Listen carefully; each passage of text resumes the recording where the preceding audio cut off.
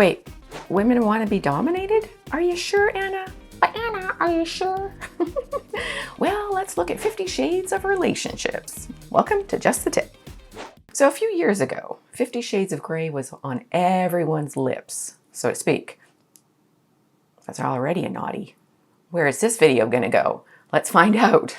Okay, so in the book, which no, I didn't read any of the books. I mean, who's gonna read that filth?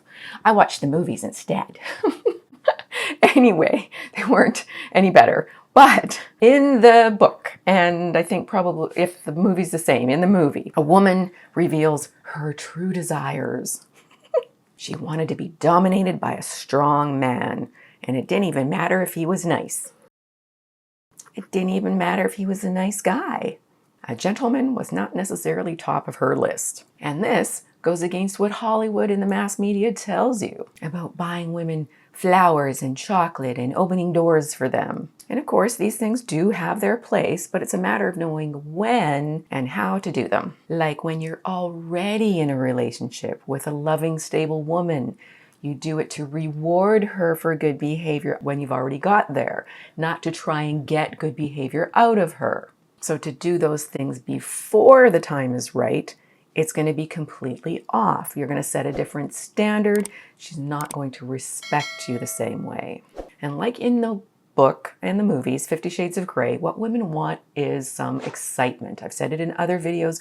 Women need stimulation. You give it to them at the beginning of a relationship, and then it fades out after that. But women need continued stimulation. Not lots of it all the time, but there has to be something there.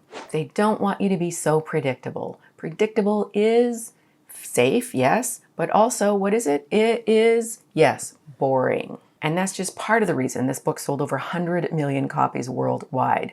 And guess who's reading that book? Mostly women. Why? Because it speaks to women's most hidden fantasies. Women don't fantasize about the nice guy, the overly nice guy. The guy who's needy and desperate and clingy and way, way too simpy. Is that a word? Simpy. It's a new word for us. Don't be simpy. So if you can tap into a woman's hidden fantasies in your interactions with them without being overt about it, then it's going to drive them wild and they won't even know why. You'd be like a drug to them. Now, it's not about being macho or suddenly becoming daring.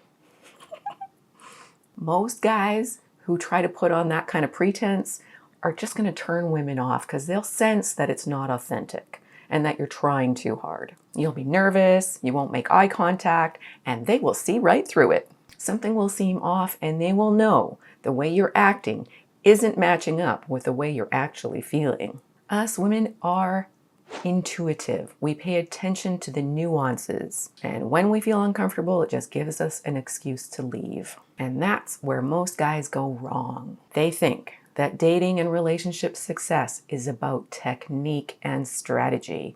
And while there is some part of that, the part that relates to female psychology, it's not about doing things in a specific order. Well, sometimes it is, but it's not necessarily about the specific things you say or the way you behave. But what it does come down to is how you feel inside. Do you feel worthy of her? Do you feel good enough for her? Do you feel like you deserve her? Because if you don't, then no matter what technique you use, you will come across as incongruent, even creepy. So the only way to get this right is to actually build up your true confidence by actually believing you are good enough and worthy of the woman of your dreams. And the cool thing is that when you feel this way, then you don't even need techniques. You can just naturally be yourself with women, and you'll naturally give off an aura that grabs their attention. So of course you're saying, well, how can I get there, Anna? I want to feel that way, but I don't feel that way. How do I do it? I'm glad you asked. Now the answer can be a little different for each man. You might actually need to go to therapy to fix some of the negative core beliefs you have. And if you want a great therapist, a great therapy company online, I will put a link in the video notes. However, if you want to get started right this red hot minute, the best way you can start building confidence in yourself is by taking small steps outside your comfort zone, taking actions that you should to improve yourself or your life in some small way. Get in shape, go to the gym, start working on your career, stop playing video games all the time. Be more positive, dress more nicely, doing anything that's going to improve your life in one small area that's out of your comfort zone is the key to building confidence. And the most important thing is you be you, but be your best version of yourself, not the limited version you've allowed yourself to be. I'm going to say that again. Be the best version of yourself, not the limited version you've allowed yourself to be. Because when you start seeing improvements in yourself, your self-image is going to grow. Your confidence is going to grow.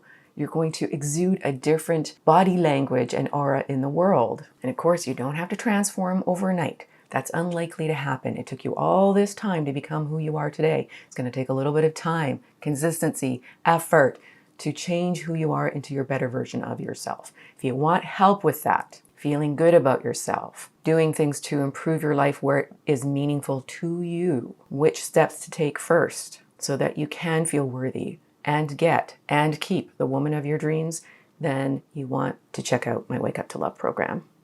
You deserve it. Thanks for being here. God bless.